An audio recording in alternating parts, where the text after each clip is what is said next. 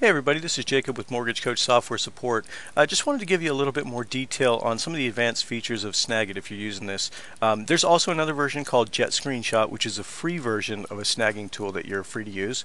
And Windows 7 actually has a capture tool built into it. So if you have Windows 7, you won't need to do Snagit or Jet Screenshot. But if you are using Jet Screenshot and you're kind of interested in some of the other features it offers, normally when you're going to capture images so that you can populate your presentations, you'll want to set it on region, and the reason you want to do this is so when you actually select a region to copy, it'll just copy the area you want. So to give you an idea what this looks like, let me open up. This is actually Jeremy Forcier's Keeping Current Matters presentation. This is a PDF copy. So once we click on this, it actually opens up the PDF. So for instance, if I wanted to snag a couple of images from this presentation, and there's lots of good ones on here that get a lot of use. For instance, if I wanted to snag just this particular image, I've already got Snagit set to capture on region. Now let me open up the Snagit capture again. You can see I've got it selected on region, but more importantly, I've got hotkeys selected. And if you look down at the lower right here, I've got my hotkey selected as F1. Now by default, your hotkey is actually the print screen button on your keyboard, and that'll start the capture. But what happens is when you hit that hotkey button, like I'm going to do right now, it'll open up the editor for you. And there's the editor, and then you simply left click where you want to start capturing and then drag a box around whatever you want to capture. And as soon as you let go of the box, this is going to open up the Snagit editor. Now the Snagit editor is where you have lots of options to do all kinds of cool stuff. You've got all these interesting stamps and arrows and so forth, and you're probably used to seeing these arrows. You can actually just left click and drag to put an arrow down on one of your pictures. You can use things like circles if you wanted to circle a particular area.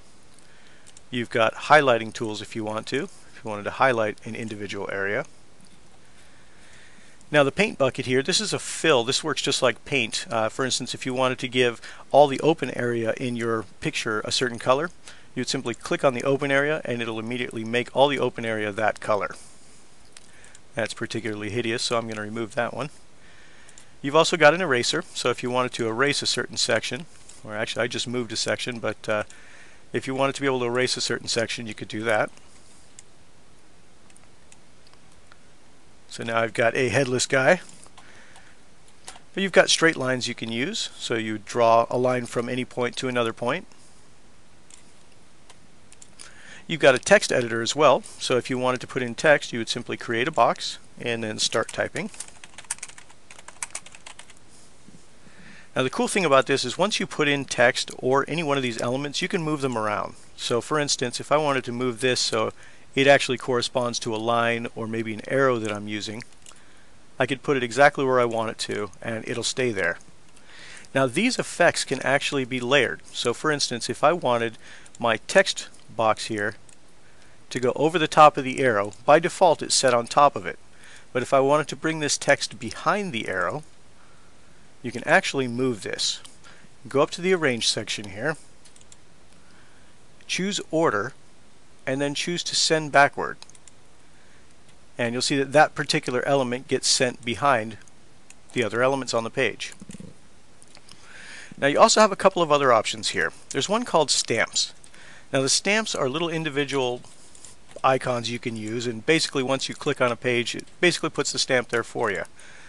Now there's lots of cool ones here that you're free to use, but there's also lots more.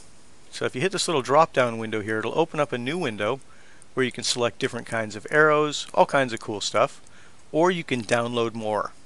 When you go to download more, this will actually take you to the Snagit page, and I'll bring that over to your screen in just a moment here.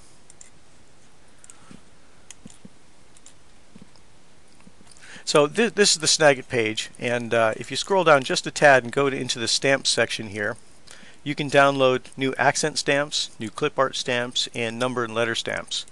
So for instance, I'll show you the number and letters. These will just give you little extra stamps that you can use, you know, little circular letters and numbers, stencils, all kinds of good stuff. And these are free to download from their site. So I downloaded all these personally just so I could have them all at my disposal if I needed to use them. But getting back over here, now you've got other options here with what you can do with this image once you're done editing it. If you want, you can always just simply right click on it, hit flatten all, and what it does is it just makes it so all these images are now one image. Then right click on it and hit copy. You can now paste this into your new PowerPoint presentation. So here's my new PowerPoint. I'm going to change my layout to a blank screen here. And what I'm going to do now is I'm just going to right click and hit paste. And now it's pasted the image exactly as I left it over in Snagit, so that I can use it for my new presentation here.